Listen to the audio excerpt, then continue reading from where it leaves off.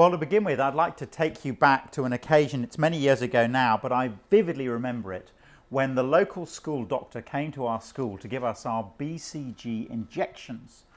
And I remember lining up along a white wall with a white shirt, doing up my shirt sleeve and holding it up there, waiting to go through a white door to be injected. And it was pretty scary as a sort of 8-9-year-old. I always remember the first boy, his name was Apple, and he went in through the door, and to my amazement there were no audible screams, there was no blood that seeped back under the door, and out he came again with a sort of faint smile and doing up his cuff. And I remember thinking, well, I'll be fine. Well, actually today, as we hear this talk, can I say we all stand in a queue. We're all lined up. And it's for an appointment that we'd rather sort of put out of our minds, but it's there. And the appointment that we're all waiting for is our death. The fact is that we're mortal. And as human beings, we will die. I worked for a while with AIDS patients at the Charing Cross Westminster Hospital in London. And one said something very humbling. He said, we actually all have a sexually transmitted disease. It's called life, and its fatality rate is 100%. We're in the queue. Interestingly, a mate of mine a while back sent me the countdown calculator. It's a questionnaire used by insurance companies to work out how long their clients will live. So it's got the following questions. Do you smoke? If so, how many? Do you exercise regularly? On average, how much do you drink? Do you eat saturated fats? What are saturated fats? That's things like gooseberries, carrots, Brussels sprouts. Keep away from them. They'll kill you. Don't touch them. Are you overweight? If so, by how much? I stopped at a motorway service station and I was bored, so I got on one of those machines and to weigh yourself. It said 1 at a time, please. How many hours sleep do you get a night? Is there a history of cardiovascular problems in your family? Have you ever been involved in a car accident? If so, how often? Do you wear a seatbelt? Anyway, this goes on, and then the calculator at the end gives you your age of death and your date of death. Can I tell you, the next day I had a salad for lunch, I went for a run, I was in bed by 9:30. But we never know when the doctor will ring and say, could you see me in person? To you or to a relation. Now I need to talk to you. And then he'll say those chilling words, I'm afraid you need to put your affairs in order. We are all in the queue. And can I ask you this, does your philosophy of life have an understanding that copes with this moment, with death, with this reality? I remember when my godfather was killed in a cliff fall on the 6th of August 1982, I remember my family, and I remember that we didn't know what to do with death. We weren't a Christian home. What do we do with the death of a loved one? Well, here in this passage here, we've got the shadow of death. It's falling very dramatically over this little group of people huddled round the cross of Jesus. The agony of death is that it severs loving relationships. That's what's happened here. And so that Jesus is dead, there's no doubt. Chapter 15, verse 40, the women are there. The centurion is called, verses 44, 45, to make sure he's dead. Pilate says, is he dead? He confirms it. Joseph bravely goes and gets the corpse, verse 45, verse 46. He wraps it in linen. A guard is sealed and a guard posted, we learn in Matthew's gospel, around this. And these women who've cared for Jesus' needs have seen him murderously cut off. And now, in the midst of it, they experience three things that actually we find in the face of the shadow of death.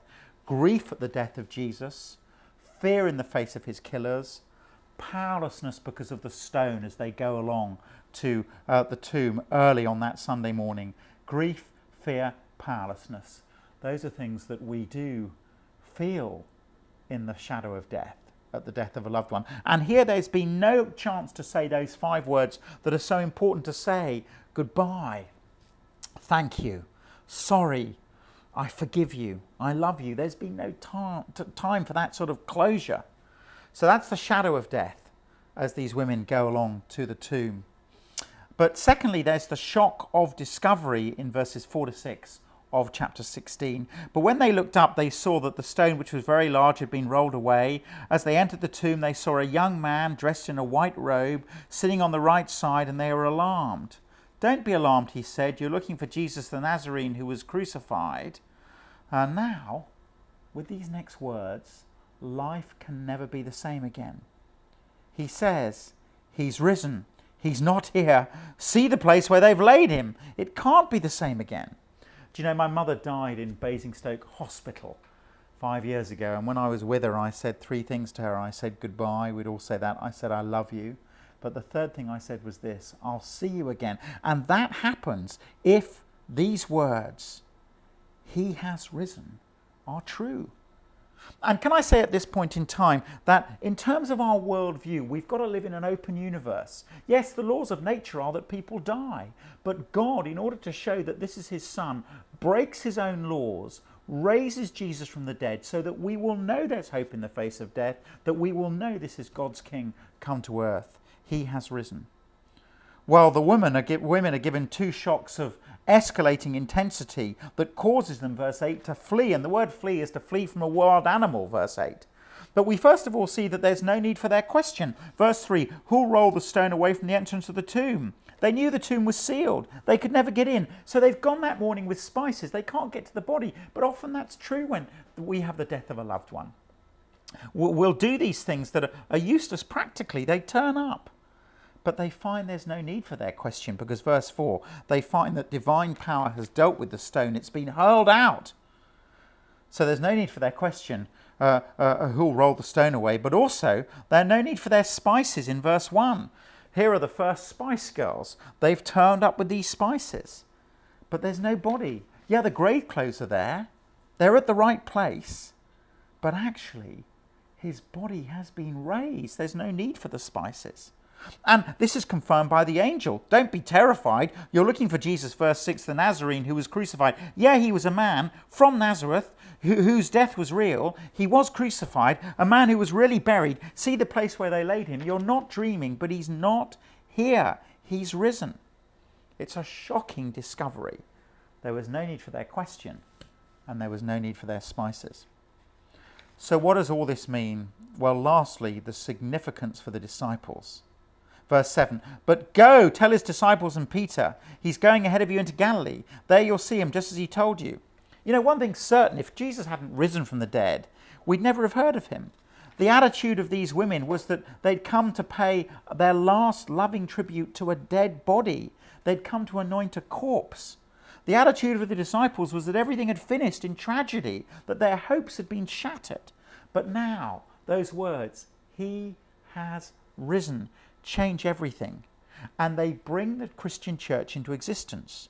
They transform this sad, despairing group of disciples into men whose flaming courage and radiant joy change history. Can I ask you, do you believe in the resurrection of Jesus?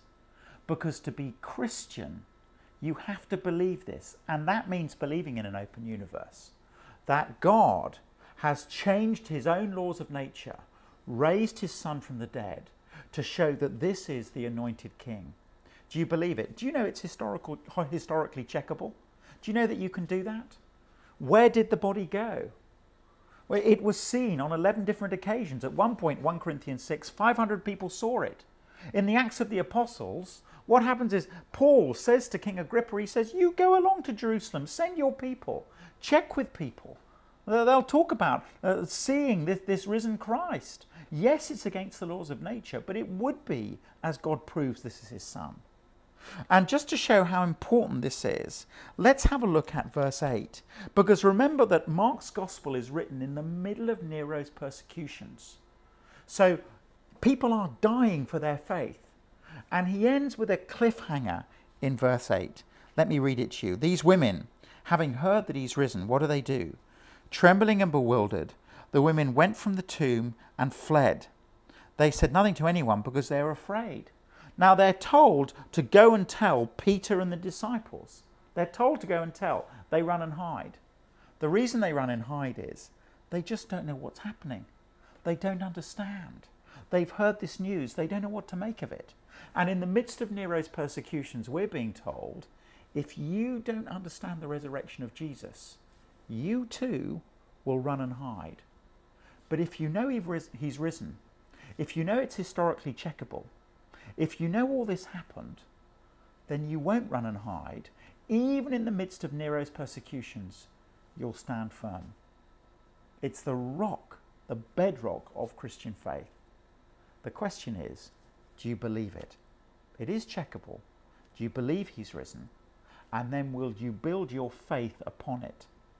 And then be able to know those wonderful words that I was able to say to my mother as she died in Basingstoke Hospital. Goodbye, yes. I love you, yes. But I'll see you again. You see, the coffin is not an exitless box. Jesus got through death himself. He'll get us through. So he lived and taught and had a band of followers. He was tried in a Roman and Jewish court. He was sentenced to die. They strung him up on a cross. They put a spear through his side. They took him off the cross. They certified him as dead. They put him in a tomb. But 3 days later, he was walking around again. If he got through death himself, he can get me through. If he got through death himself, he's the Lord of the universe. If he got through death himself, it's the proof that my sin has genuinely been dealt with, because sin leads to death. The cross deals with my sin. The resurrection deals with my death. And therefore, I can build my life on this great truth. Do you know it's true? Are you building your life upon it?